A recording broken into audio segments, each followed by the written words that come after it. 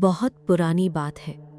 राजस्थान के एक छोटे से राज्य में अरावली की पहाड़ियों के बीच एक पुरानी हवेली हुआ करती थी। उस हवेली का नाम था रुद्र महल। लोग कहते थे कि हवेली में 3 दरवाजे थे। पहला दरवाजा मेहमानों के लिए, दूसरा परिवार के लिए और तीसरा सिर्फ उन लोगों के लिए जो मर चुके थे। हवेली में रहते थे ठाकुर देवेंद्र सिंह और उनका छोटा भाई वीर। वीर की शादी नहीं हुई थी। उसकी भाभी गौरी उसे अपने छोटे भाई की तरह मानती थी। एक रात अचानक हवेली के पुराने हिस्से से घंटी की आवाज आई। टन। वीर ने नींद से उठकर पूछा, भाभी, ये आवाज कहाँ से आ रही है? गौरी का चेहरा सफेद पड़ गया। उसने धीरे से कहा, पुराने मंदिर से। वीर बोला, लेकिन मंदिर तो 20 साल से बंद है। गौरी ने जवाब दिया, इसीलिए तो डर लग रहा है। दोनों ने मशाल उठाई और हवेली के पुराने हिस्से की तरफ चले गए। रास्ते में गौरी ने वीर को एक बात बताई। इस हवेली में एक पुरानी परंपरा थी। कौन सी? हर पीढ़ी में एक आदमी को रात के समय तीसरे दरवाजे के पास नहीं जाना था। वीर हंस दिया, भाभी, ये सब पुरानी कहानियां हैं। गौरी ने उसका हाथ रोक लिया। वीर, उसकी आवाज में डर था। ये कहानी नहीं है। दोनों मंदिर के पास पहुंचे। दरवाजा बंद था, लेकिन अंदर से घंटी बज रही थी। टन। वीर ने दरवाजा खोला। अंदर एक पुरानी मूर्ति थी। मूर्ति के सामने मिट्टी पर एक नाम लिखा था, वीर। वीर पीछे हट गया। भाभी, गौरी कुछ बोलती उससे पहले मंदिर का दिया अपने आप जल गया और उस रोशनी में एक पुरानी तस्वीर नजर आई। तस्वीर में हवेली का पूरा परिवार खड़ा था, लेकिन तस्वीर में वीर भी था, बिल्कुल उसी चेहरे के साथ। गौरी ने तस्वीर हाथ में ली। नीचे लिखा था, संवत 1784। वीर का चेहरा बदल गया। ये कैसे हो सकता है?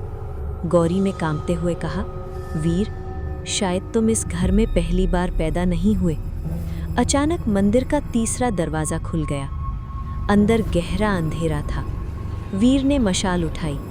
गौरी ने उसे रोकना चाहा, लौट चलो, लेकिन अंदर से एक आवाज आई, बिल्कुल वीर की आवाज।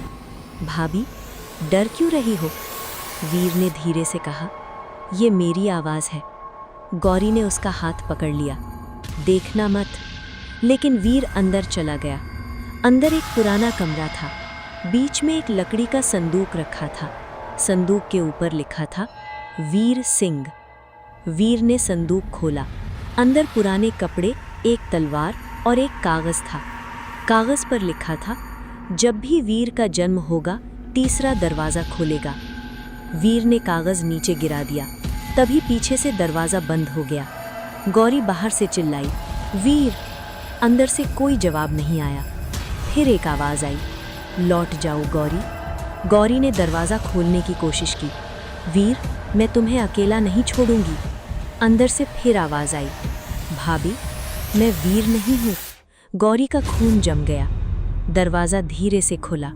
वीर बाहर खड़ा था, लेकिन उसकी आंखें बिल्कुल काली थीं। गौरी पीछे हट गई। वीर ने धीरे से कहा, मैं वही हूं जो इस हवेली में पहली बार मरा था।